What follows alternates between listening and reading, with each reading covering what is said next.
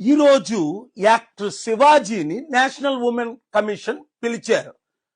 Actress గురించి ఎందుకు ఇలా తప్పుగా మాట్లాడావని ఆయన వెళ్ళారు, క్షమాపణ అడిగారు.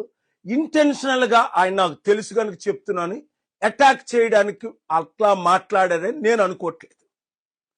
అయితే యాక్టర్ బాలకృష్ణ పెద్ద ఆయన ఉన్నాడు కదా, టీడీపీ ఎమ్మెల్యే, నేషనల్ ప్లాట్ఫామ్ మీద ఏమన్నాడు, నేను అమ్మాయిల్ని కిస్ చేస్తే నా ఫ్యాన్స్ లైక్ చేస్తారు, ఎలాంటిరా ప్రెగ్నెంట్ చేసియండి అన్నప్పుడు ఈ ఉమెన్స్ రైట్ కమిషన్ ఏది? ఆయన ఏమైనా జైల్లో పెట్టారా? ఆయనకి ఏమైనా పనిష్మెంట్ ఇచ్చారా? ఏమిచ్చారో చెప్తా. బీజేపీతో అలయన్స్ ఉన్నందుకు పద్మభూషణం ఇచ్చారు 2025లో.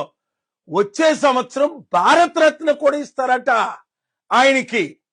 అంటే బీజేపీతో ఉంటే ఏదైనా రివార్డులు అవార్డులు అన్ని మీకు దొరుకుతాయి, భారతరత్నాలు పద్మభూషణలు.